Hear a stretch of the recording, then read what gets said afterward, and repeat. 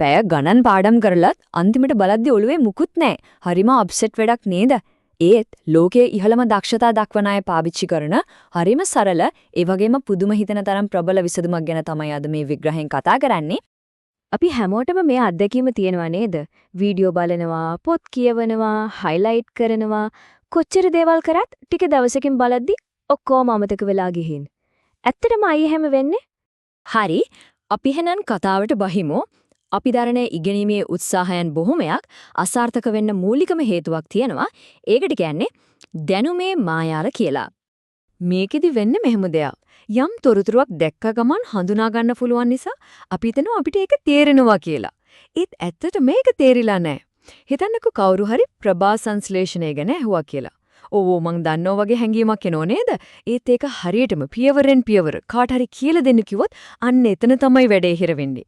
අන්න ඒකට තමයි කියන්නේ දැනුමේ මායාව කියලා. ඇත්තටම අපි හිතාගෙන ඉන්නවා වීඩියෝ බලන එක, කියවන එක, පාට හයිලයිටර් වලින් ලකුණු කරන එක පාඩම් කරනවා කියලා. නෑ. ඒක ඇත්තටම මුලයට පොඩි විනෝදයක් දෙනවා විතරයි. ඒක ඉගෙනීමක් නෙවෙයි. අන්න ඒකයි අපිට හැමදේම අමතක වෙන්න ප්‍රධානම හේතුව. හැබැයි පුදුම දේ තමයි ලෝකයේ ඉන්න සුපිරිම චින්තකයෝ මේ මායාවෙන් ගැලවෙන්න පාවිච්චි කරන ක්‍රමයක් තියෙනවා. ඒ තමයි Tamanගේ ඔළුවෙන් එළියේ ඉඳන් හිතන එක. ඒ කියන්නේ Tamanගේ සිතුවිලි බාහිරකරණය කරන එක. මෙතනදී ඉගෙනුම් ක්‍රම දෙකක් තියෙනවා. එකක් තමයි අක්‍රීය ඉගෙනුම. ඒ කියන්නේ තොරතුරු බලාගෙන ඉන්න එක. වීඩියෝ බලනවා, පොත් කියවනවා. ඒක ලේසි වගේ දැනුණට ඉක්මනටම අමතක වෙනවා. අනිත් පැත්තේ තියෙන සක්‍රීය නිෂ්පාදනය. ඒ කියන්නේ තමන්ම ලියන පැහැදිලි කරන එක. ඒක ටිකක් අමාරුයි මොළයට ව්‍යායාමයක් වගේ. ඒත් ප්‍රතිඵලය දැනුම ස්වයංක්‍රීයවම ඔළුවේ රැඳෙනවා. තමන්ගේ සිතුවිලි කඩදාසියක ලියන එක හරියට මෙහෙව දෙයක්.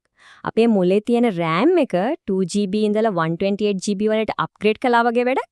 හිතන්නකෝ මේ ලැබෙන ප්‍රොසෙසිං පවර් එක කොයි වගේද කියලා. මේක මොකක් හරි අලුත් දෙයක් නෙමෙයි. ඉතිහාසයේ හිටපු සුපිරිම බුද්ධිමතුන් Leonardo da වින්චි, Nobel ත්‍යාගලාදී Richard ෆයින්මන්, Jeff Bezos වගේ අය පවා මේ කඩදාසි මතේ සිටීමේ ක්‍රමය තමයි පාවිච්චි කළේ. රිචඩ් ෆයින්මන් කියපු ප්‍රසිද්ධ කතාවක් තියෙනවා. ඔයාට යම් දෙයක් සරලව පැහැදිලි කරන්න බැරි නම් ඒ කියන්නේ ඔයාට ඒක තේරිලා නෑ කියලා. අපි දැන් බරණ්ඩ යන ක්‍රමයේ පදනමම අන්න ඒකයි. හරි. එහෙනම් වැදගත්ම දේ තමයි මේක ප්‍රායෝගිකව කරන්නේ කොහොමද කියන එක. අපි මේක හරිම සරල පියවර 4ක පද්ධතියකට කඩලා බලමු. මේ තමයි සතිගානක ඉගෙනීමක් එක රැයකින් ඔළුවට දාගන්න පුළුවන් ඒ පියවර 4. බ්‍රේන් ඩම්ප් සරල කිරීම, සම්බන්ධ කිරීම සහ අවසාන වශයෙන් මතකයේ අගුළු ලෑම. පළවෙනි පියවර බ්‍රේන් ඩම්ප්. ඒ කියන්නේ මොලේ තියෙන ඔක්කොම එළියට දාන එක. Taman යම් මාතෘකාවක් ගැන දන්නවා කියලා හිතන හැමදේම කඩදාසියක ලියන්න පටන් ගන්න. මේක හරියට කම්පියුටර් කෝඩ් එකක වැරදි හොයනවා වගේ. ලියන්න ගත්තම තමයි තේරෙන්නේ කොතනද හිඩැස් තියෙන්නේ කොතනද වැරදිලා තියෙන්නේ කියලා. දෙවනි පියවර තමයි සරල කිරීම. දැන් ඔය ලියපු දේවල් අවුරුදු 12ක ළමයෙක්ට කියලා දෙනවා වගේ හිතාගෙන හරිම සරල භාෂාවෙන් ආයෙමත් ලියන්න. හොඳම YouTubersලා වගේ සංකීර්ණ දේවල් සරලව කියන්න උත්සාහ කරන්න. එහෙම කරද්දි තමයි ඒ සංකල්පය මොලේ ඇතුලේ ස්ථිරවම කාවදින්නේ.